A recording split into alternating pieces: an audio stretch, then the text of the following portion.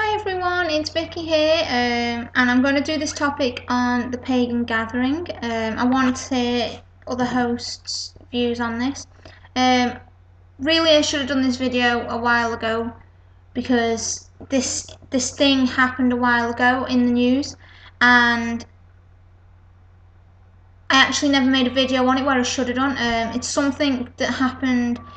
One happened in England, and I'm not sure which other country, but I do have the article that I'm going to read to you. Basically, it's about modern day witch trials that have been happening. Now, there's been 2 reported instances so far that I've seen on the media in the last 2 months. One happened in February that was reported on the news in February, and the other in March. Now, I'm going to read you the articles, but I want everyone's opinions on this because hearing about modern day witch trials is quite a sad thing to think that we're going back to the burning times. And it's something that made me actually feel physically sick when I read these and I heard these on the news. So I'm going to put them out to you guys and the other hosts, and I want to hear a response to your views on this. I only remembered today to do about this because when I was on Google I found them again. So I want everyone's opinions on this, comments and whatnot. So the first one is going to be the one that was in February.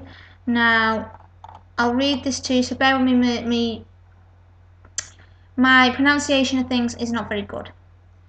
Now, it says, in Nepal, this was on CNN, a 40-year-old mother of 2 was burned alive in central Nepal after she was accused of being a witch, which happened in February, and it was said on a Saturday. I can't pronounce the name. It's Dagnina Mahato.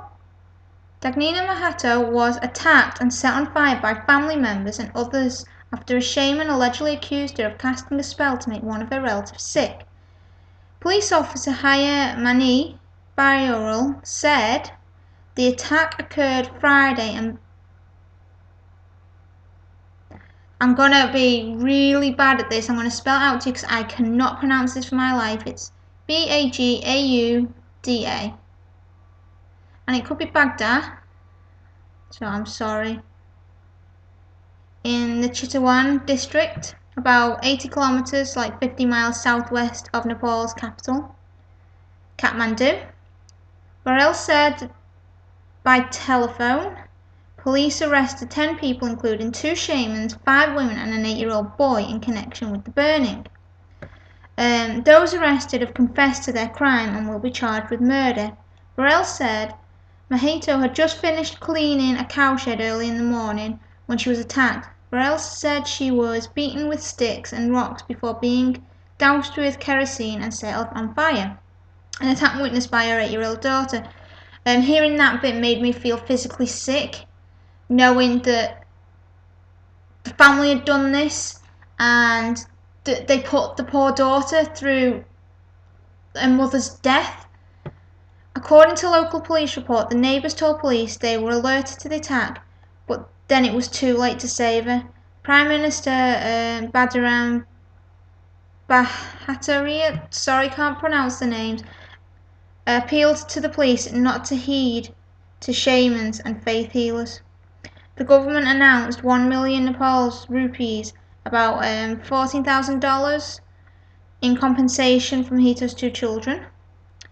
So that was that one, and then I read that one, and then I heard about this one on the news. So this one happened in London in England. It was a case where a 15-year-old boy was tortured and drowned for being a witch, and the murderer is going to court. Well, here we are. The police and groups representing African communities have warned that ritual abuse of children branded as witches is an underreported and hidden crime in the UK, as a man and woman were convicted for murdering a 15-year-old boy because they believed he was a witch. Eric Bikubi and Magali Bamu both 28, murdered McGill's brother, Christy Bamu, in their East London flat after violently abusing him for several days because they believed he was possessed by evil spirits.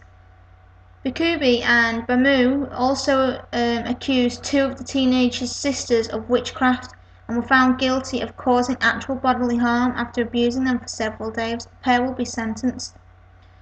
Over 4 days, Christy, who was visiting his sister with his siblings from France for Christmas, was tortured with metal bars, a chisel, a hammer, and a pair of pliers in a prolonged attack of unspeakable savagery and brutality. The court heard. I don't mean to be it's bad because there's probably things like this going on, and